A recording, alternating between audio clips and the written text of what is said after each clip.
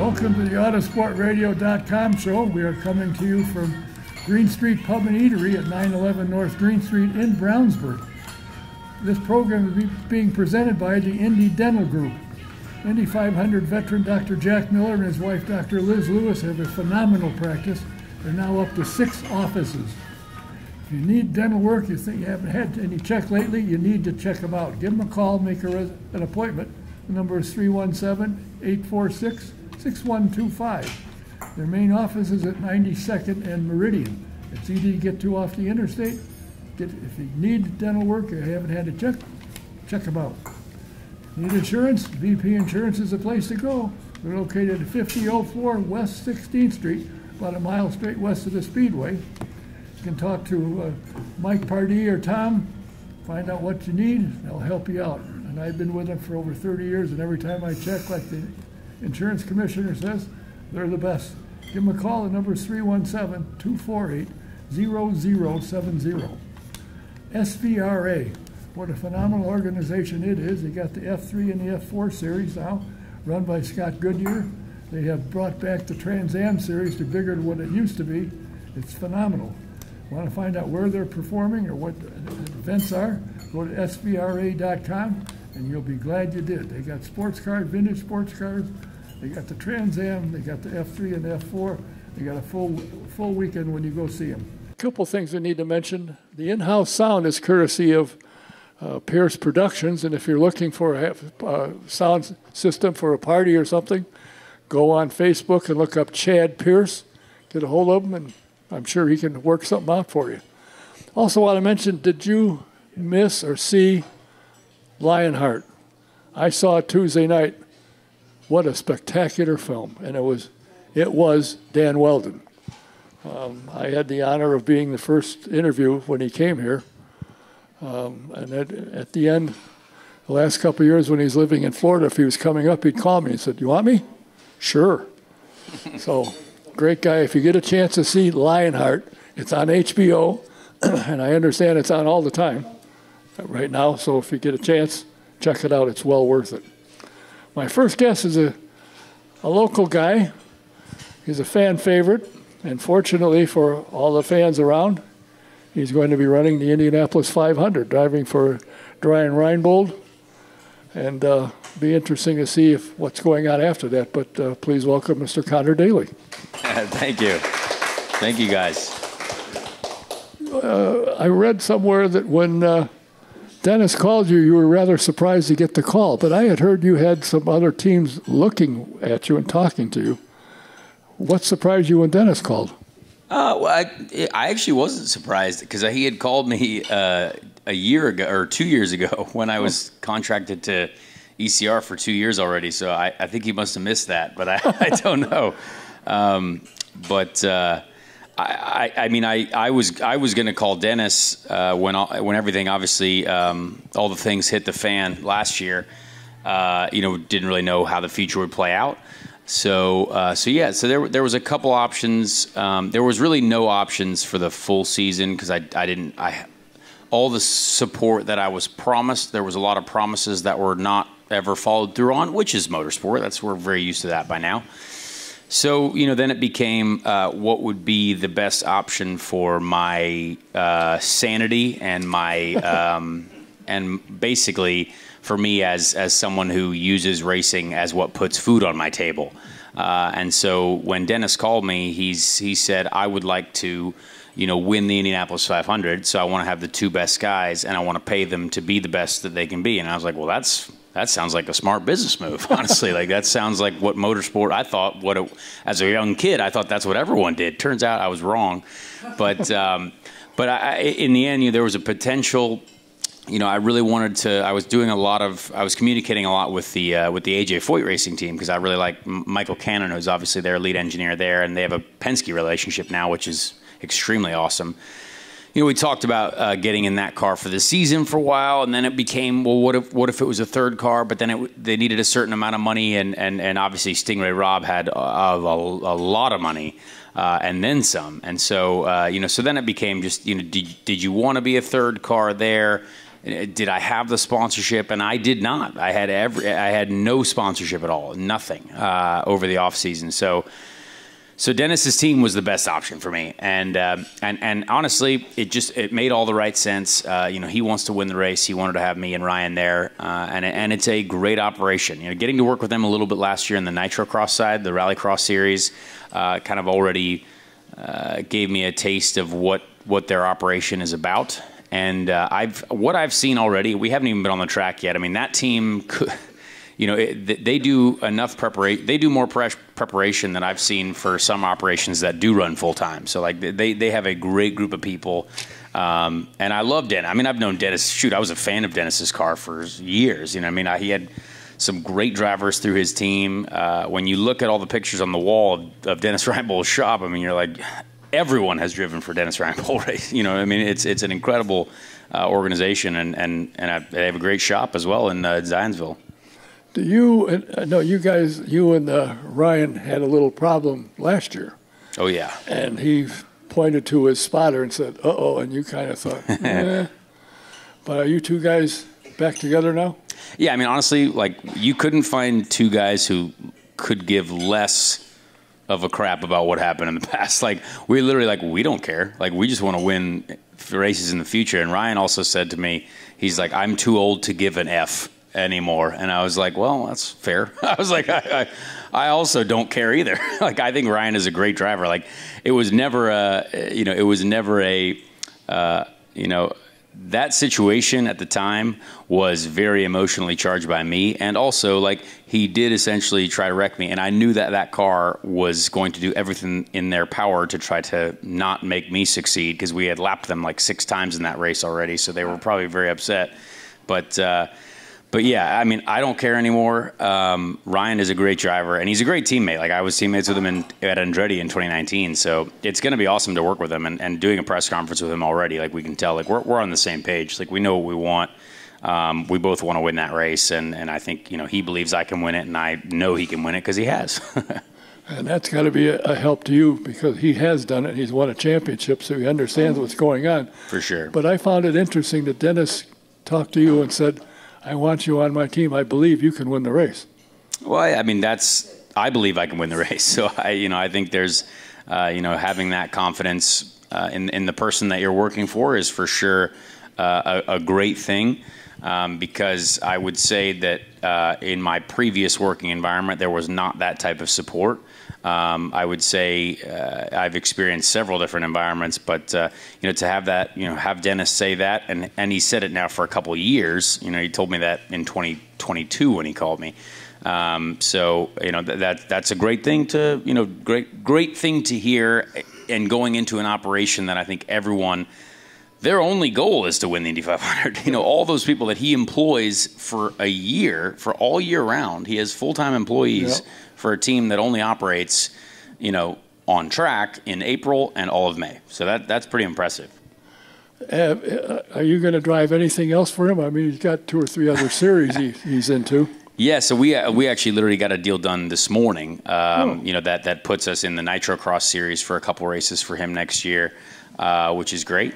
And then it also gives us a primary sponsor for the Indy 500, which is great. So I think both of our cars last year, Ryan's car didn't have a sponsor till after qualifying. So thankfully, it looks like both of our cars are well supported this year, which is really good.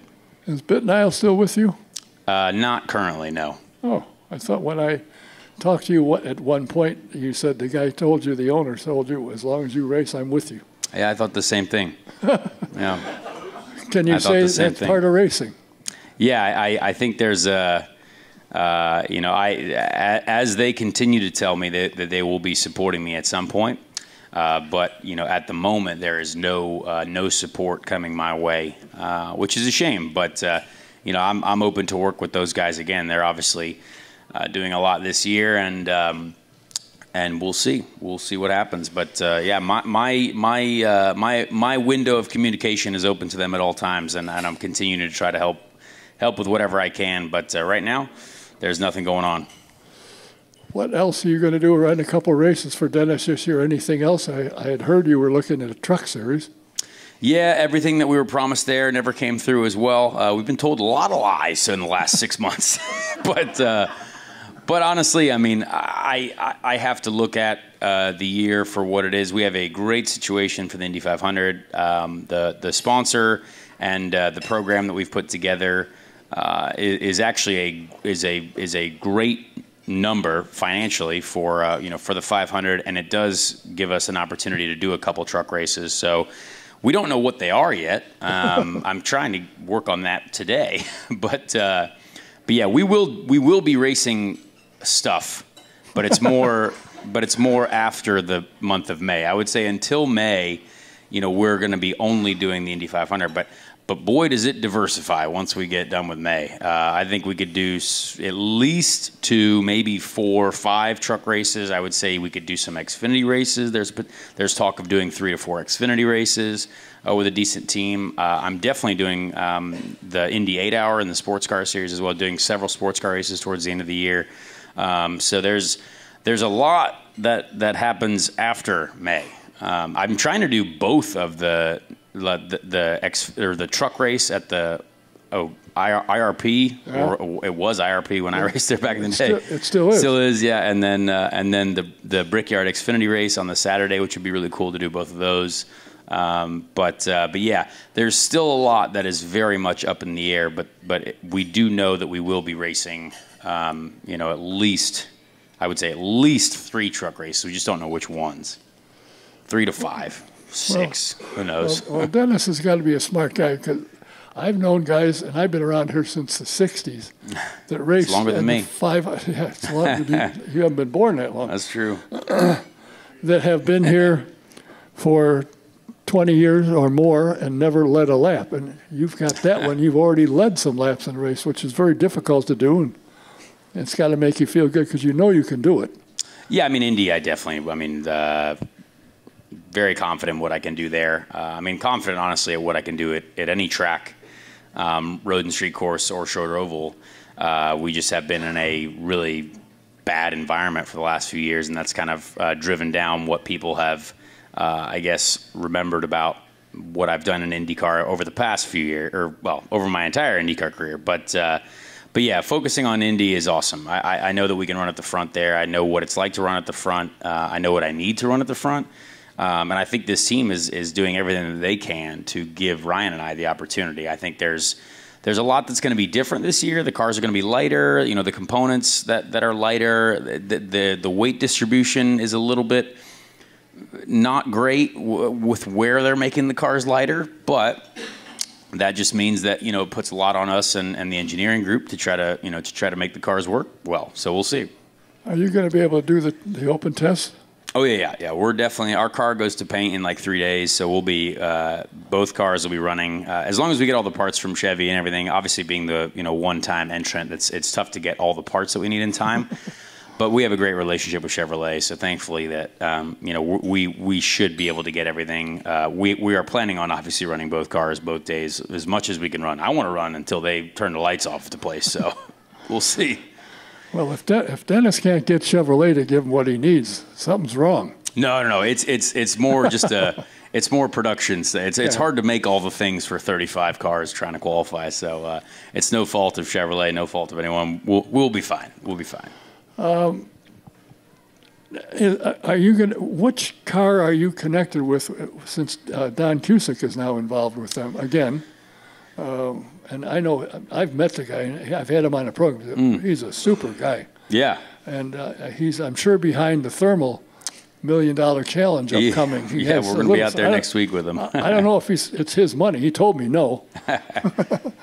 But I get stuff from him frequently of the testing and the running out at thermal. And that would disturb me because it's one thing to have a place where you can keep an airplane. Yeah. And you push it off somewhere and it takes off. But when you got race cars going past your door every day, it's an interesting place out there. Yeah, Don has been. I actually have not directly communicated with Don much at all. I know that he's supported, Stefan and the IndyCar series, which is awesome. He's going to be a part of both of our cars. He's basically like a team partner for the whole Dennis Reinbold operation, which is great. It gives Dennis the freedom to operate financially, and now that we've kind of sold both of the cars, that just makes Dennis sleep better at night, I think, and makes the Christmas party a bigger Christmas party. It's just financially it takes care of everyone. It gives Dennis the opportunity to get everything that he needs. And Dennis was going to do that anyway, but having Don as part of the team is great. And I'm definitely going to spend time with him next weekend out at Thermal, for the $1 Million Challenge race, just to kind of get to know him and his business partners. Oddly enough, he knows they're the diabetes company that I've worked with for a long time that makes my insulin. He's a shareholder of that company, which is kind of random. They were on my car at the Indy GP 2022, the car that said "No More Pricks" on it. I don't know if anyone remembers that one, but that was a good one. I got taken out in the first corner, but it is what it is. Yeah, he's quite a guy, and I know part of his plan is to have a car run full time. Boy, that would be, yeah. I mean, Dennis wants to get back to full time. I mean, I keep begging him to do Nashville too at the end of the year. I'd love to do Nashville. We have a couple different deals out there because it is the Super Speedway package. It is the same. We could use the same cars if everything goes well in May. I'm begging Dennis to do Nashville only because I think it would be an awesome race to just experience a different oval in the IndyCar.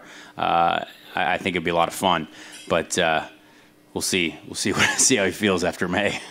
Well, if things go well, I know Dennis is a racer. He is, yeah. He's been here since the IRL started. Yeah, and he wants to be a part of that. If there's a charter system of it, that's a whole different conversation. But if there's a charter available, like Dennis wants one. Like Dennis wants to be a part of this series for a long time and wants to invest in the series and wants to get, something out of his investment too.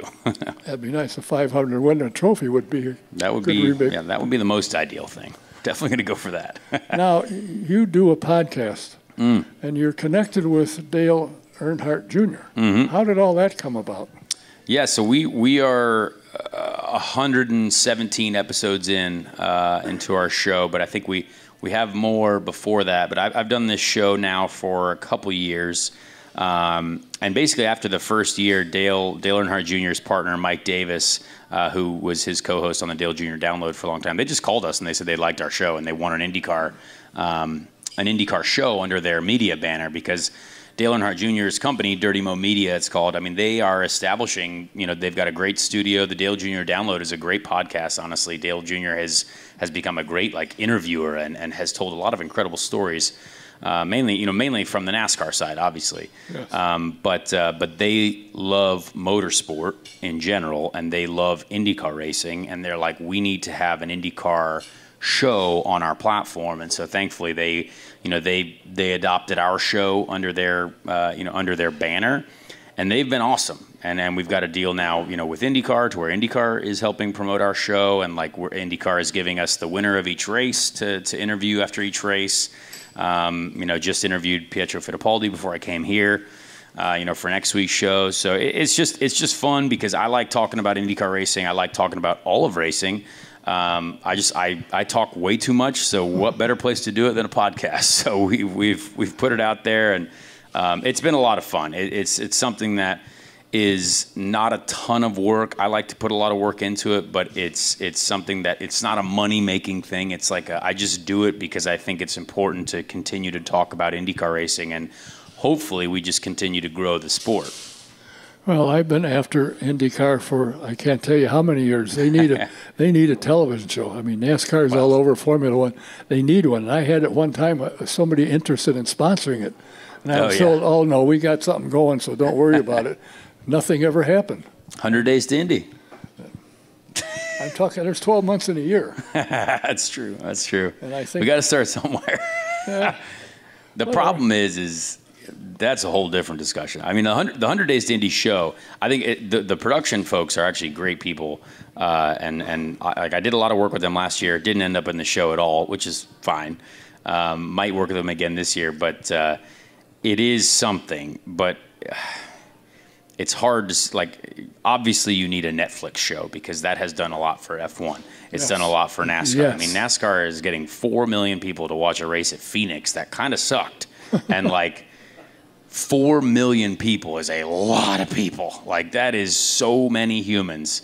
and we can barely get $1 million for a race that, again, St. Pete was not a great race, but I still enjoy it because, like, I'm watching a lot deeper at what's going on, but it's still, I don't know the answer to the question. I don't know what the answer is to get, like, at least 1 million of those 4 million, because, like, I watch everything over the weekend, and I have to assume there's more people like me that, like, I enjoy watching just anything that's a fast car that races. Like, I don't care if it's NHRA. I don't care if it's the Truck Series, the Xfinity Series.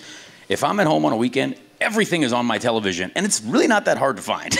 Like, no, just whoop, there's racing, boom. All right, boom, boom, boom, and I'm watching it all. So there's got to be more people like me out there, I assume, that, like, appreciate motorsport because, like, fast cars are fun to watch and, like, talented drivers, and there's a lot of differences. And, like, I even watch F1, sort of. But, like, I watch it because, like, I know, like, because of my friends that are in there. Now, again, it's very not entertaining at all, but I still have it on my TV. So I don't know. I still just, it's something that I hope we can get, just get more people that, like, enjoy motorsport to watch IndyCar. Well, that's where I think they need a television show, a weekly show all year long to talk to people like yourself. Let people know who these guys are. All year long. That's a weekly show all year long. That's a big one. I respect that. Well, that's what they need. That's what the other series have all year long. You look for NASCAR and ESPN, there's 2 or 3 shows there. Yeah, I mean, we'll see what the next TV deal brings about. I think that's an important one for sure. I mean, NBC does a great job. I think NBC gives us a lot. But when you look at numbers as well, like we're now getting into deep business talk, but, like, F1 got an insane TV deal from ESPN, and, like, we are getting more viewers than them. So I was like, how does that work? So are we going to get $100 million deal, like, or $1 billion? Like, I don't get it. It's a bit. Someone would have to explain that to me because I don't understand it. But we are getting more viewers than Formula One. Yet Formula One seems like it is way more popular in America now than anything else, other than NASCAR. That's why I've been chiming about getting a weekly television show. We're going to keep working on it. Well, we're doing weekly podcasts for now, so we'll keep trying. I've been doing this thing since 1976. Yeah. It's a tough challenge. It's because we all care about IndyCar racing. You know what I mean? Like, we love this sport. I love this sport with everything in my soul. So, you know, I want to see it grow. I do see it growing because drivers are getting paid more, like, not me, but, like, certain, like, but that will help for the next generation, right? Like, and James Hinchcliffe said this to me the other day too. James was like, I hated that I was in IndyCar where drivers were continually getting paid nothing. And I was like, yeah, my first contract, the salary was $0. So, like, now, you know, Pato's doing a $5 million deal. Colton's making $7 million. You know, Marcus is getting $6 million. Like, that's good money for IndyCar drivers. So, like, that means that the sport, like, they're finding value in having the talent there, which is a huge step forward. So it's, again, small battles, small things that we're achieving, I would say.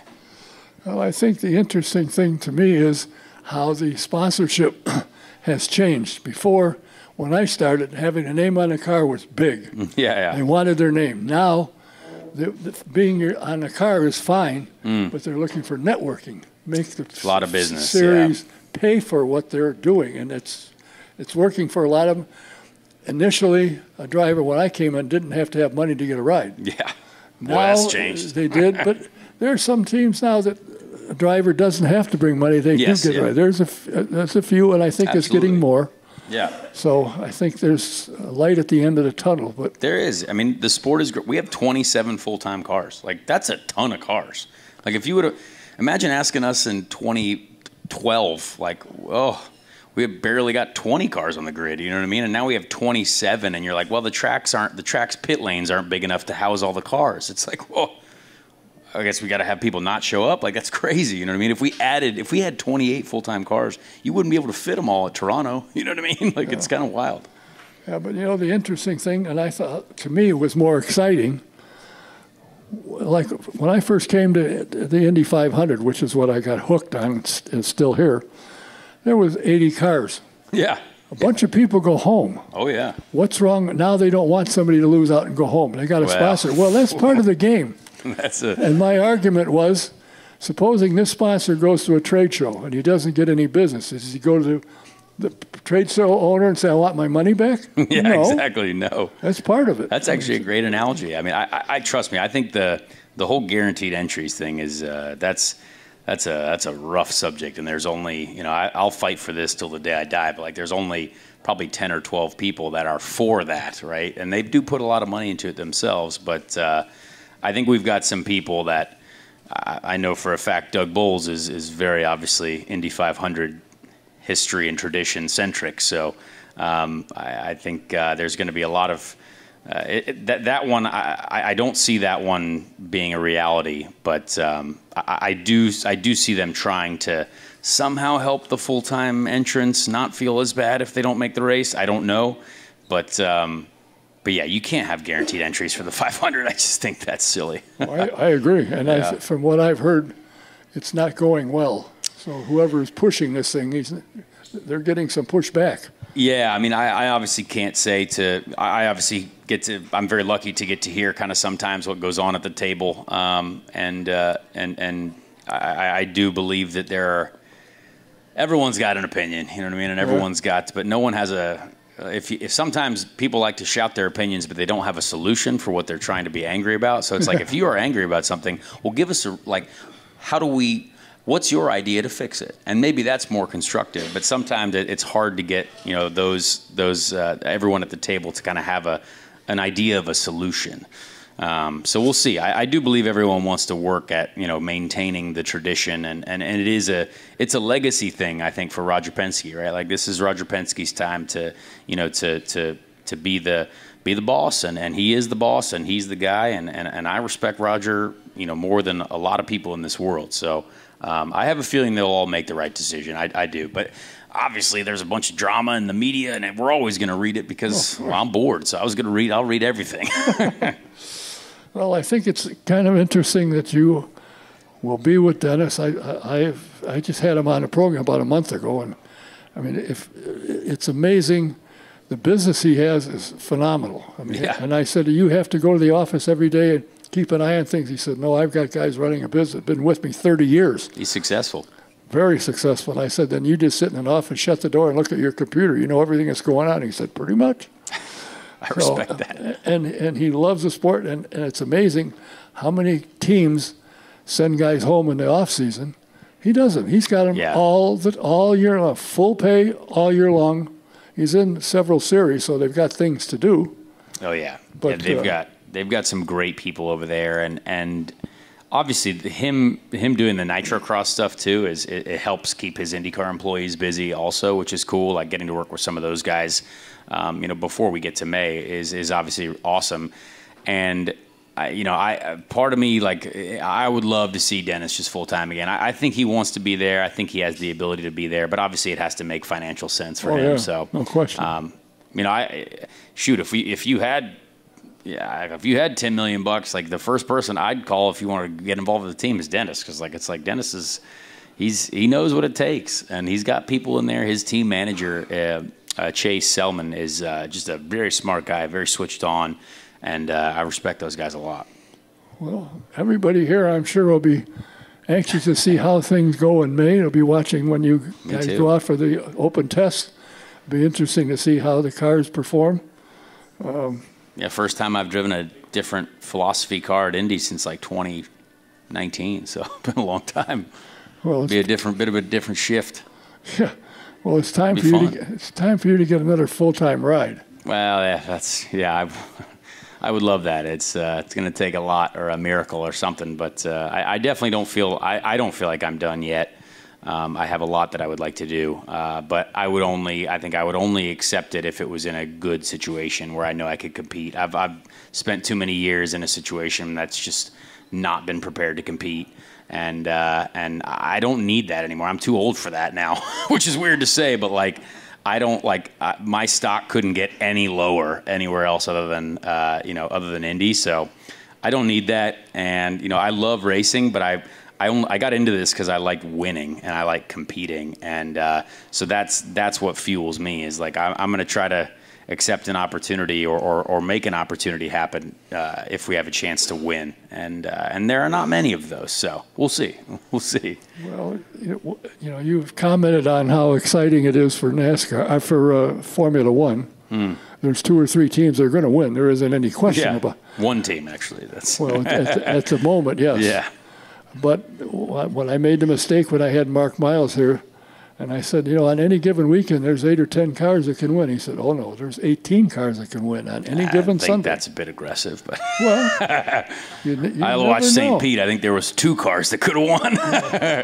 But, that's good motor racing sometimes, too. Yeah, but you followed what I did. I was watching on Peacock, and I saw that they did cover what was going on 5, 6, 7, 8, 10. Yeah. There was some good racing going on behind. Good racing. Yeah, there was.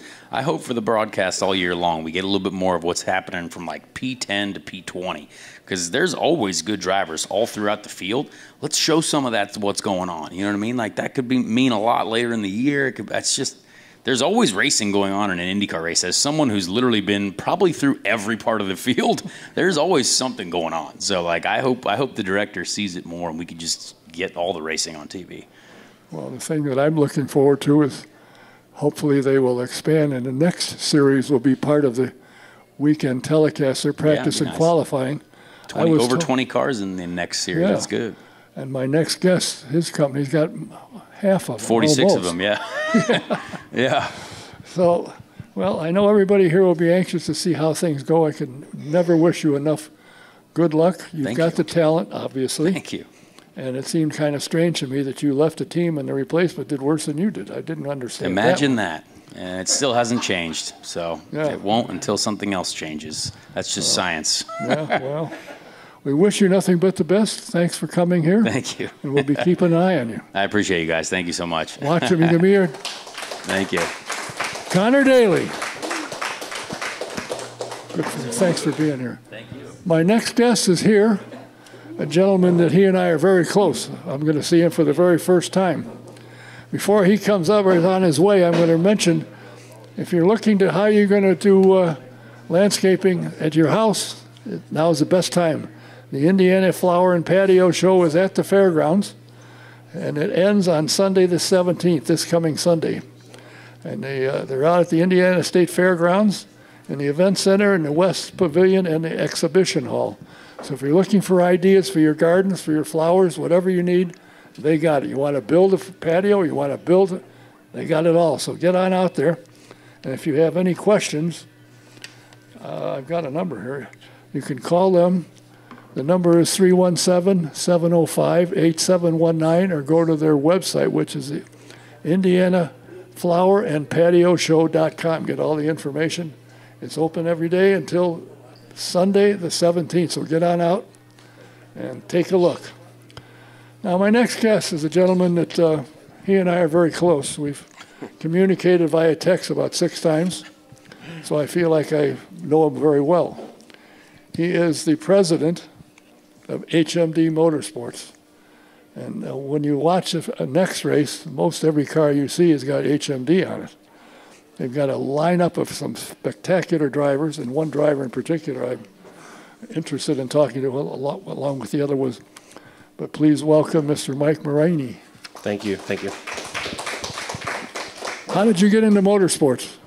Well, you couldn't get a job at McDonald's? So no, I had a job at McDonald's as well. Yeah. So I started racing back I'm Canadian, so when I lived in Canada, I did a lot of karting stuff for a while and moved up through the ranks, but typical guy with a little bit of money and maybe a little bit of talent, ran out of the money portion of it. So my biggest thing about staying in racing was I just wanted to be involved. So I worked for a magazine company for a little bit, and I sold advertising space, and that just wasn't my deal. So 6 months later, I left that.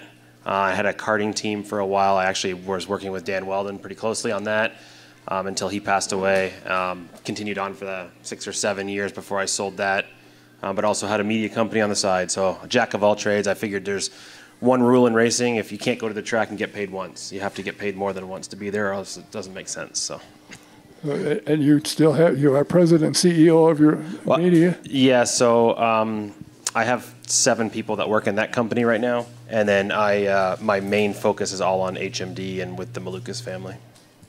Now, I got to ask you, what is this guy, as he live and breathe racing? Yes, for long and short of it, yes.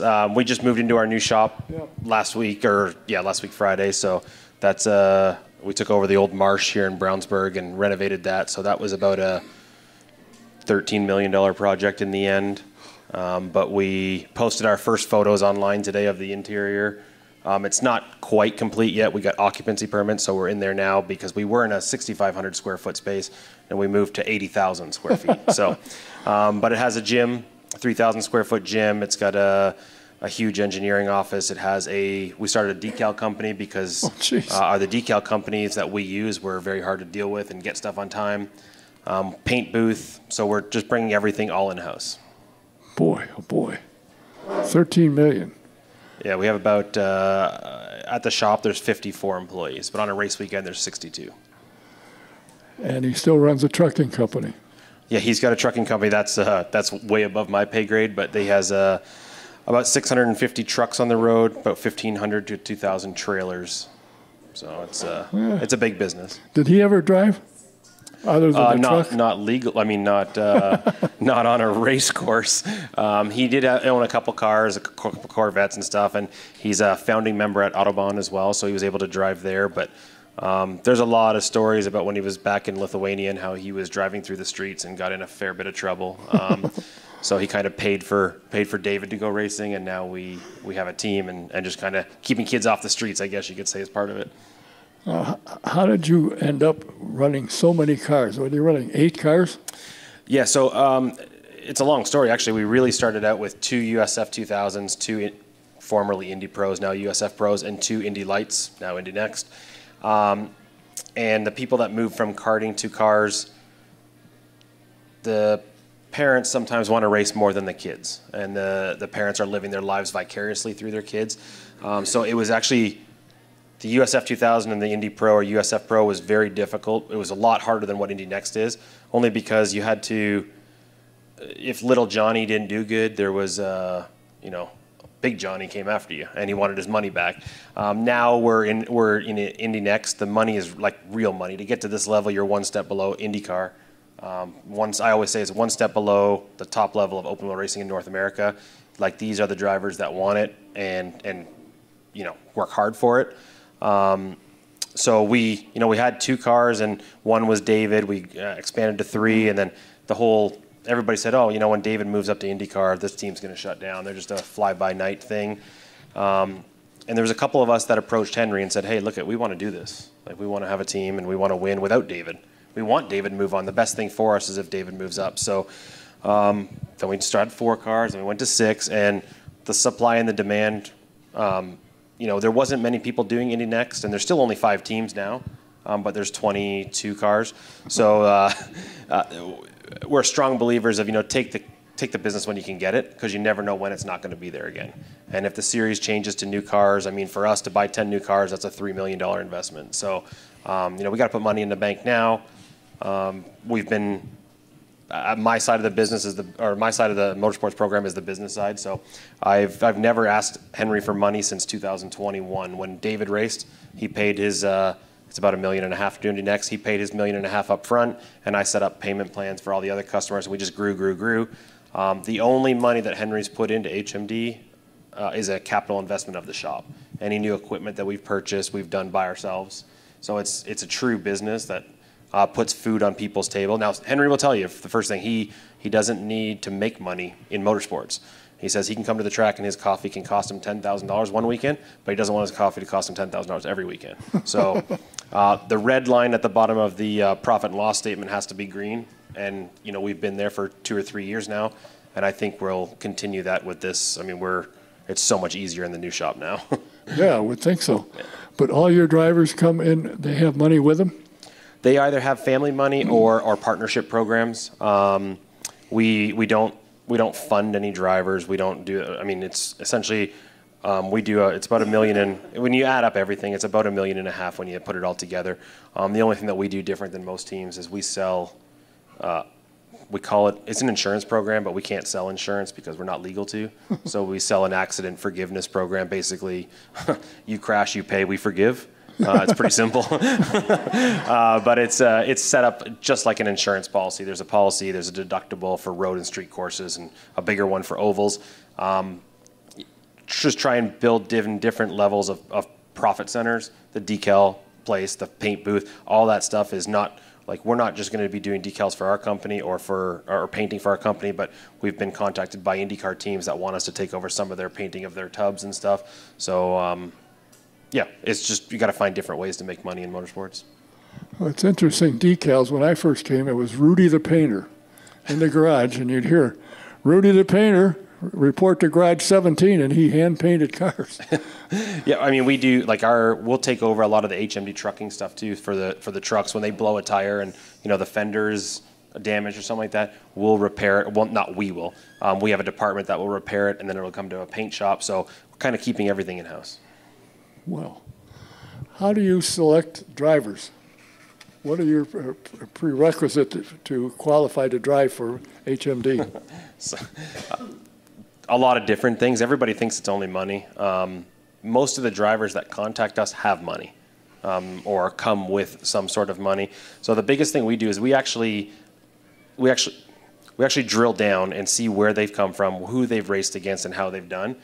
And we not only look at the drivers, but we also look at the teams they were with. So if Little Johnny was racing with, XYZ Motorsports had 3 drivers and they all finished last, second last, and third last, maybe Little Johnny's not so bad. Maybe it's the team. So we have a formula that our program that we plug some formulas into, and it kind of rates the drivers, A, B, C, D, E, and then we go from there. I think a lot of the stuff that we do is a lot of business-to-business stuff with the drivers' partners and with their families. I know we are working right now with one of our drivers, Jonathan Brown. His dad owns a solar panel company. So we're talking about, Roger Penske and IndyCar about taking everything green. We're talking about taking our complete shop green, do the whole roof with solar panels, and then bringing the electricity or bringing the power in or selling the power back to the grid. So he's with us. He knows he's going to get business from us. He's paying for his racing now. He's on a 2-year deal. So it's little things like that we go outside the box. A lot of other teams just say, hey, how much money you have? Oh, yeah, okay, cool, you can race with us. One thing that we all know is we can't have 10 winners. Somebody has to win and somebody has to lose. And I always say to the people that lose, if winning was easy, the losers would do it. And some of them aren't. So, I mean, our drivers when they come into the season, they do have their goals set. They do have, what programs they're going to be on. And we have one driver right now. He's very new to open wheel racing, and his goal is to get laps and improve. He knows he's not going to win a race. He knows he's not going to be on the podium. But his parents, they want the kid to race. The kid wants to race, so they do it that way. We have other kids that are expected to win, like Nolan Siegel, for example, or Kyle Collette. Nolan won last weekend in St. Pete, but he's a second-year driver. He was Rookie of the Year this year. Anything short of a championship will be, a poor season for him. Disappointing at least. Yeah. I find it interesting, the method that you're using, because it's always been my contention, and I did sell some sponsorships back in the early 70s and the mid 70s. But then it was just, they want to see their name on a car. That was the big thing. That's our car. We got a name.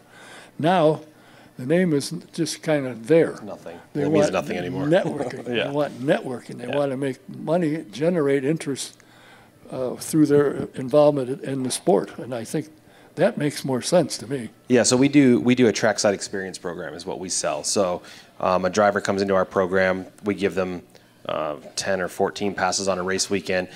They can come in, they can get a trailer tour, they can sit in the car, hold the steering wheel, get a photo sitting in the car. We have an in-house photographer and videographer, so he's able to take photos of them. Monday after the race, we follow up with those guests. We send them their photos. We ask them if they have social media to share it on social media and tag us. But it's more of an experience program, or if Little Johnny's dad owns a business and he has customers or potential customers that he wants to bring to the track, it's kind of like a VIP experience. You can take I mean, he can take him golfing or duck hunting or, you know, whatever he wants to do.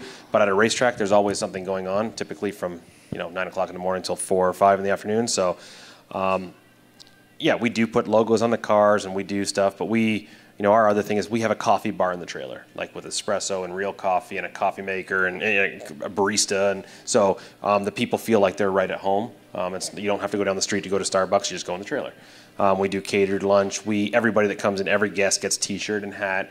You know, especially if they're there for 2 or 3 days, we give them to them on the first day. Hopefully, they wear it. You know, try to spread the brand, grow the footprint of the whole organization. And you know, we do have a couple drivers too that have, you know, their own programs. Nolan Ayler, he's, you know, relatively new, but his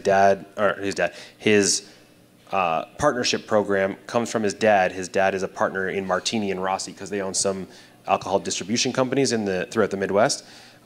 So we can't put Martini and Rossi on the car because it's alcoholic, but we can put Martini because they have a 0.0 drink. So they probably had 25 people in St. Pete last week, and it was all local area distributors that they do business with. That's where I think the sport is now.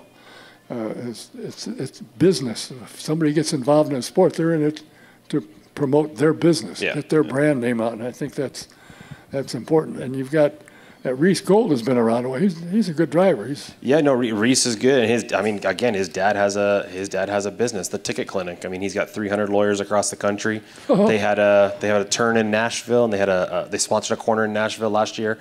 They sponsored a corner in St. Pete. You know, people when they leave the racetrack, they all think that they're the next race winner. So they get speeding tickets, and he's the one that gets them out of that speeding ticket. But in Nashville, there's like a lot of DUIs and stuff like that, so he's able to assist. So, I mean, in Florida's his biggest state, he makes his money back on sponsoring one corner in a month. And in Nashville, it's the same thing. So he's a little bit... he's a dad that's on the rev limiter. Let's put it that way. He's like not really hard to deal with. He's really easy to deal with for me, but he's very anxious and very rambunctious. But he has a very good business model around his business and his kid. And his company is now nationwide with all these lawyers that are in his network. So, you know, if you see the Ticket Clinic in Florida, but you've flown to that race from Indianapolis, there's a Ticket Clinic location here. It's easy. Just, you know, search it online and it pops up. So. Now, you know my good friend, Willie T. Yeah. I talked to Willie T just before St. Pete. And I talked to him a month or so ago, and we were talking about, of course, Mr. Rowe, Miles Rowe. And he said, I want you to know, Don, he's an ambassador now with Formula One. Although he didn't go to Abu Dhabi, or maybe he's going to Abu Dhabi, but he didn't go to the last one, wherever it was. But he said, I'm mentioning him to Formula One because this kid needs to go. I said, wait a minute. He's an American. He lives here. There's an IndyCar series here. This is where he should go. And he said, well, I hope IndyCar wakes up because there's a young man in NASCAR who just won a race, actually. Yeah, Karoon or something like that. Haroon, something. He said they're going to be after him, and if IndyCar doesn't step up quick, he could be gone. No, Miles is when he won the championship last year, we had already had our deal in place with them, and I worked specifically with Tim Cindric and Roger on that deal. It was more of a, you know, the Force Indy program was great. Like I think the initiative behind it, everything is great. But being a one-car team competing against a 10-car team is not. It's not possible.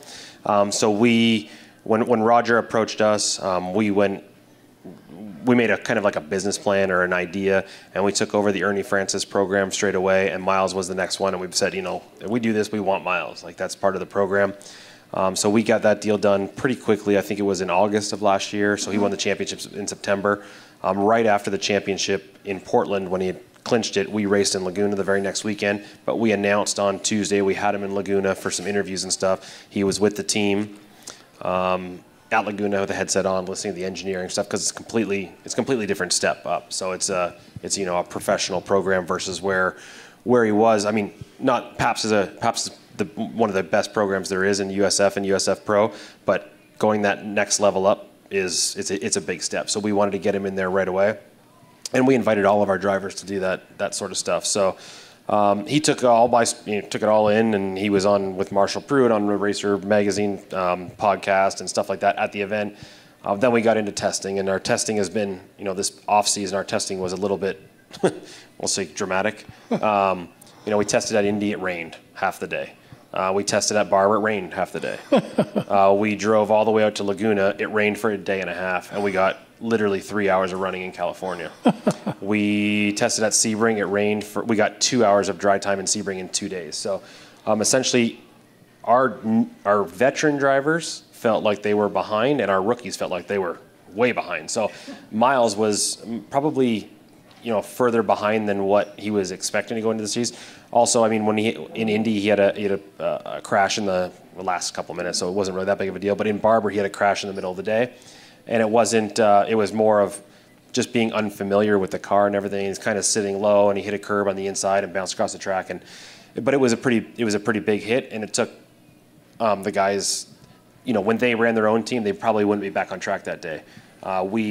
We had 6 or 7 people work on the car, and he was back on the track in 3 hours, so he was able to get another 4 hours of running. But he was, every dry session that we've had, he's always been second, third, fourth, fifth. Like, he's been the top 5. And then, going into St. Pete, his first Indy Next race ever, first qualifying session, qualifies third. Yeah. Held off Louis Foster, who arguably is probably our biggest competition for the championship this year. Held him off for the majority of the race. Had a restart. Tire temperatures were quite low compared to the rest of the veterans that were around him, so he kind of got swallowed up there. Yeah. But live and learn. We had an engineering meeting today, and it was all brought up, and he understood everything. So I think he's a pretty quick learner. He jumped in and he got up to speed straight away. He definitely knows what he wants when he's sitting in the car, like the feel and everything. He knows, and that's the hardest thing to most people when they step up. They're so excited they just say, "Let me drive." And so when he stepped up and he understood what the car needed to feel like, that helped us get up to speed quicker. And I can only imagine, if he had 2 or 3 or 4 days of dry testing, I think he can challenge for race wins right now, straight away. Well, just so other people can hear it, when next time he's available in town, let me know. He will be here for obviously the Indy Grand Prix weekend, and I believe he's going to be here. They have he has a meet and greet on May 18th at the Speedway, so he'll probably come in a day or so early, which is that May 18th is a Saturday, so he'll probably come in a day or two early, but we can talk to him about that for sure. And I talked to his mentor, I guess, Rod Reed. Rod, yep. And I had him on here, and he said he talked to Miles and told him I wanted to talk to him. He said, sure. And I had a producer, a friend of mine, was at the track and went and talked to him. And he said, I spent 3 or 4 or 5 minutes with him. That kid is sharp. Yeah, he's super nice kid. Yeah, I think he understands the opportunity that's in front of him, and that's the biggest thing. Most kids, when they're given an opportunity like he's been given, sometimes, I don't want to say take advantage of it, but maybe they're kind of numb to the fact of what can really happen out of this. He 100% understands. Yeah, that's what my man said. He said, boy, he gets it. And he said, I also warned him that you're after him. And he said, that's fine. Yeah. So somehow we'll make it. I got a couple programs scheduled in May. We'll catch him somewhere. Yeah. Sometime. Going from the team manager to the team president, how did you handle the change, and what made Mr. Malukas move you up to be the president? Well, honestly, the roles that I have done have not really changed. They've actually gotten a lot easier for me.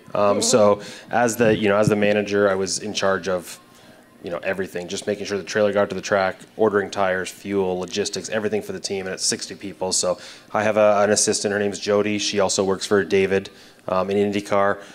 In my business, I have another girl named Allie who also subs in and helps out when Jody's with David. So there's a lot of pieces to the puzzle, and we have to put it all together to make sure it works. But my role now is I deal with all the invoice, all the money in, the money out type of stuff. So all the contracts, everything, but also a lot of the business relationships, obviously with Firestone, with AER engines for Indy Next. But we have aspirations to be an IndyCar program as well. We're working, we were in a 6,500 square foot shop, so we couldn't quite do it. Now we're in an 80,000 square foot shop, so now we have the space to do it. But harvesting those relationships with Honda and Chevy, and obviously with the IndyCar Series and Jay Fry and Mark Miles and all those people. So it's a lot of moving pieces. It takes a lot of money to do an IndyCar program, but I want to go out there and beat David. David races for McLaren, and he will race for McLaren after his hand gets better. But we want to build a program and beat him essentially.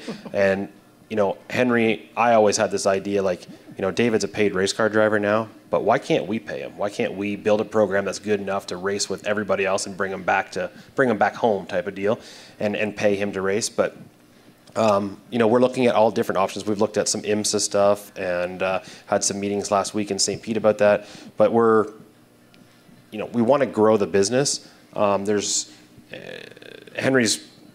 I don't want to say crazy, but he has a lot of different businesses and he grows a lot of things. And I love it. I love being busy. I don't like to sleep. And so I hope we're able to.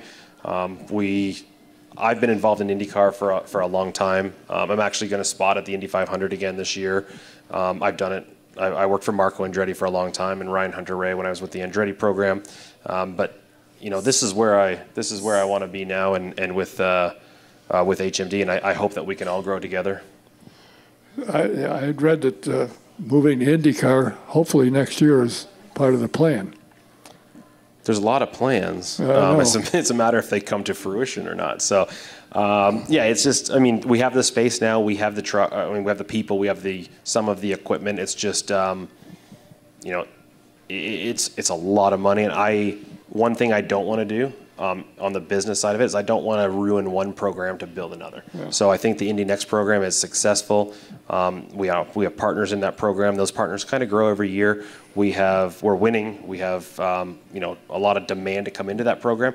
I would hate to take something out of that program to make that fail because I want to do something else. I think if everything lines up, we will do both. I think the plan is to do both, whether that's in 25, 26. The hybrid thing has to get sorted out. If there's going to be a new chassis, there's maybe no point in us purchasing ahead of that. So if it's an equal and level playing field, also we don't want to go in and fail. So a partnership program with another team, we've explored a few different options with two different teams now. So that's the plan. It's kind of going slow, but sometimes you have to go slow to go fast. That's true. Absolutely. As a matter of fact, when the green flag flies, that's sometimes the best thing. It's just right now. I think, when we grew to 10 Indy Next cars, people thought we're crazy. There's no way you can do it. And then we went out and won. 9 Indy Next cars. We went out and won. Then you have 9 cars go to the track. You need 5 trailers, right? You might as well put one more in the trailer and make a little bit more money. So that was the goal. And now we're doing 10. And it comes with hiccups. There's definitely speed bumps along the way. We did a restructure in the business. So there's different levels of management now. We did that 6-7 weeks ago, and it's going a lot better now. But we try and do a lot of team bonding type programs, food trucks. Tomorrow, everybody has tomorrow off because we moved into the new shop. Everybody worked like dogs for the past 4 days to get everything moved over. So everybody gets tomorrow off, and we all went out a little bit ago, had dinner. So there was 40 people at dinner before we came here. But it's good. It's good. Well, I tell you, it's interesting that with your 10 cars and now Abel's got 4, the field is filling up. When Roger Bailey started it, and he got him up to about 27 or 28, he said, when I get 33 cars to start the Freedom 100, I'll retire. Well, he never quite got there. Yeah. He got retired. Yeah. No, I think, and right now there would be more cars if there was some more inventory of certain products available. Like right now we're struggling in a few areas, so we make ends meet. But I think that's I think the rapid growth from 7 cars in 2019 or 20 to where it is now, it puts a strain on gearboxes and tubs and stuff like that. But it's a good steady number right now. I think last year there was some drop off. I think it started with 19 or 20 and it ended with 15. This year, depending what happens with Nashville, obviously Nashville's a scary track for teams and for some drivers. You can lose a car pretty quickly at Nashville, so. I think if we do Nashville, we'll probably, we'll end the season okay. Now I think there'll be some drop off for sure. But we, as a team, we can't bring drivers up from USF or USF Pro to run Nashville. Since it's classified as a super speedway, they have to have a test on it ahead of time, and that test is in June. So it's going to be difficult to fill those seats if they do drop off. So if we race a doubleheader somewhere else, that's also good. Mid-Ohio is open for a doubleheader, maybe Portland. Running a doubleheader at Milwaukee is also, that's good too. So it's touch and go right now on that. Well, it's kind of interesting, and on top of everything else that HMD does with the trucking business and the racing business, you got a bar in Chicago, I understand. It's pretty nice. Yeah, HMD Bar and Grill is what it's called, actually. Yeah. So it's Henry took it over. It was he had a partner in it, and he doesn't do very well with partners. So quickly he didn't have a partner. But it used to be an Irish pub called Desmond's Irish Pub, and he rebranded it.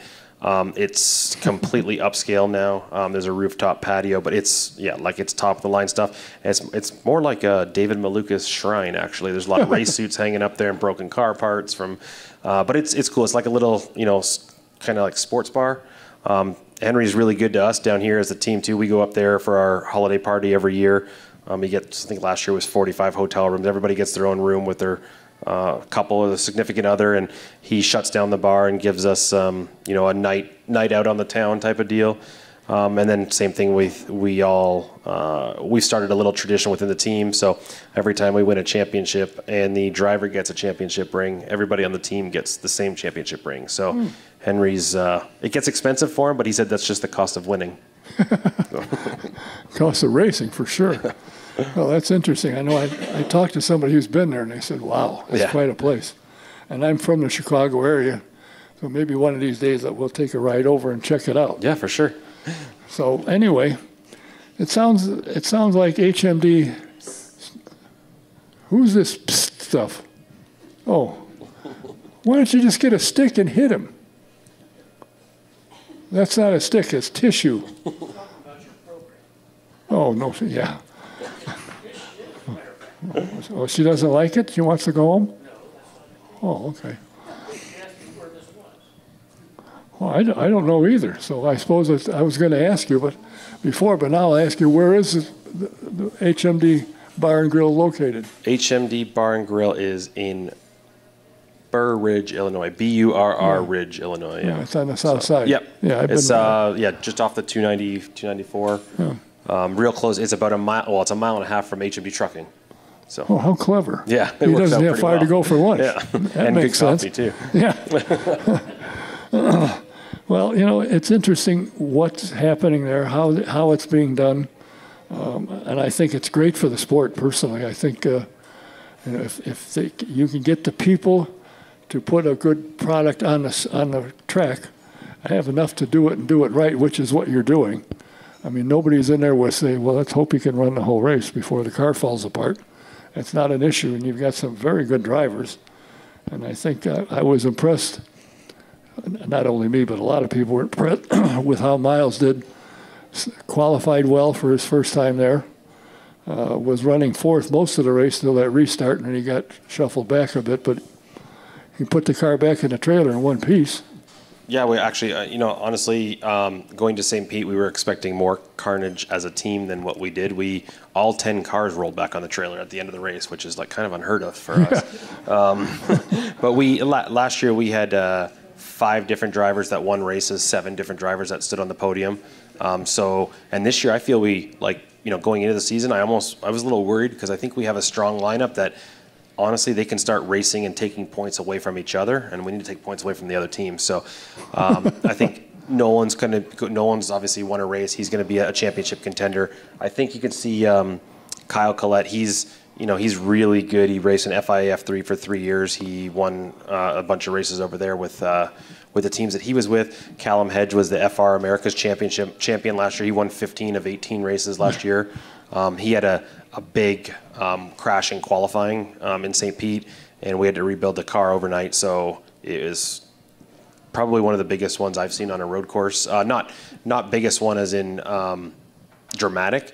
Biggest one is on the invoice. It was pretty big. And then we have a couple, other guys that are moving up. The goal is champion and rookie of the year. That's what we were last year. The year before that, we were the champion. The year before that, we were the team champion. So we want to win the championship and the rookie of the year. And I think we're doing things well because we've already had people contact us for 2025. So we have a couple drivers that are on 2-year programs with us. I think there's 3 drivers. So 3 of our 10 seats are already taken. I do have, a couple people that I met with in St. Pete, one person that called this week, just that their sons are in USF Pro or racing overseas, and they want to, come do a test and see if the team's a good fit for them. And that's the best thing for me, makes my job easy, but also for the series. If we see that there's, constant, growth or stability, at least from year to year, then, it makes sense to keep pushing forward and spending the money to do this. And then, we've put 5 drivers, we had 5 drivers in IndyCar from the past 2 years, with Benjamin Pedersen, David, Kiffin Simpson, Linus Lundqvist now. So, we want to, the best thing for us is to pass those drivers through. They become our best marketing tools. Like, look, this driver raced with us, and now where is he? And I had Linus on the program. He's an intelligent kid, very, very smart, very well-spoken. That guy, his whole family, they put their heart and soul into this. They don't come from money. They won the FR championship they had a strategy to win the FR championship to come and race Indy next. Raced Indy next. Didn't win the championship, but he was a part of our team championship program. Then he was able to scrape together enough partners, and we actually. We put some money into his program on a brand ambassador type program, so we're actually getting paid back now.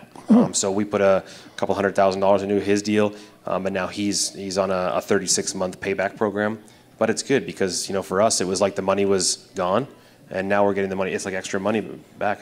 We never expected to come back, but it's here now. And Mr. Lucas could have a second cup of coffee. Now he can. Yeah, now his coffee's making $20,000 instead of losing 10. Well, I appreciate you taking the time. I know when I talked to Rod, he said, you got to talk to Mike. I said, okay, who the hell's Mike? So I found out how to get a hold of you, unfortunately for you, and you can blame Rod for that one. That's okay. No, there was a couple weeks where it was quite busy. Yeah. Now we have like a 7-week break, and we're just a couple miles down the street at the new shop. So it's long hours to get that up and going, but it's going to be well worth it in the end. Oh, I'm sure it is. And just to think I was going to go there shopping, and I realize I can't anymore. Unless I want to buy a car. Our trailers are parked in the freezer section. So. Well, we wish you nothing but the best. I look forward to being able to talk to a couple of your drivers through the year, if it's all possible. Do all of them live here? Do a lot of them get out of the car, put their clothes on, and fly somewhere else? Christian Bogle lives here. Callum Hedge, he just moved to Westfield area. Kyle Collette is... that guy lives out of a suitcase. He's running Formula E as well as Indy next, so he's all over the world. I think he's in Jeddah or Saudi Arabia or something like that this weekend, and he was in St. Pete last weekend. Nolan's out in California, but he comes here a lot. He's obviously doing 4 races in IndyCar this year, so they were by to get his seat today. Gold lives down in Florida. Pearson, I mean, they're all over the place. We have a couple from Europe, a couple from the West Coast, a couple from Florida. So I think the best time for them is, when we come to Indy. A lot of them try to come to Indy ahead of events. So prior to the Mid-Ohio weekend, we do a lot of pre-event stuff at the shop now that we have a space and a simulator and stuff like that. So they can come to us, work with the engineers in the engineering room, and then we just leave on a Thursday morning and go racing. I will be in touch. No problem. And try and line up some drivers later in the year and see how they're doing. So I appreciate your time. I find it very interesting to watch your progress, how you've grown, and how I was kind of surprised when David moved on. I'm surprised his dad didn't say, well, that's enough here. He's on his own bye. But he only got bigger. Yeah, no, it was, and that was, the biggest thing. People thought we were going to stop, and there was 4 of us that said, listen, we want to go, and we don't want your money to do it. We just want to go and try and make money doing this. And if you can be our backstop, if we need it every now and then, we'll promise that we can make this a business. And he knows how to build a business, so. Put the right people in the right places, and it's done. That's the way it works. Well, I thank you. Certainly everybody will be watching HMD, and I'm hoping first two things I'd like to see accomplished. One is bring the Freedom 100 back. That was one of the greatest races. That's above my pay grade too. It's above mine, but that doesn't keep my mouth shut. I think that was one of the greatest races ever, and the one that Peter Dempsey won was absolutely spectacular. I think if we race in Nashville and it's a success, then there's definitely a chance that it's be on the radar because of the speeds that we'll hit there, and whether it's a pack racing or they change the tires a little bit to degrade a little bit, so we're more spread out. But I think if we have a successful event there, then anything's possible from then. Well, as long as Roger says the green light is on, let's go. Yeah. And I hope it works. Thanks for being here. Finally get to meet you. I've talked to you once or twice on the phone and texting back and forth, which is a real thrill.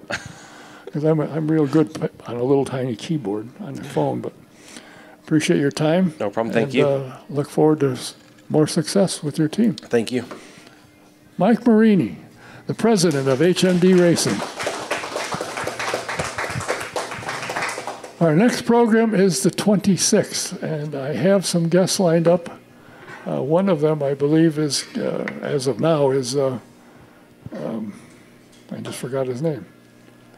The general manager at IRP, Casey Kohler. And we're going to bring a couple of drivers with him, and I just booked a couple of dates in April. I'll let you know about that. But I've got Scott Goodyear on the list, and Jeff Horton, for those of you who remember him for being in the technical division of IndyCar.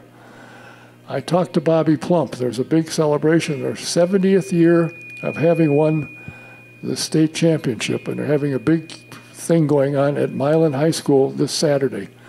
And I said, by the way, Bob, would you come and do the show? Absolutely. So we'll get him here one of these days upcoming. So we got some good things in the works. Hope to see you next time, which will be the 26th of March. Until then, Don Kay saying thanks for being here. Thanks for watching. Good night.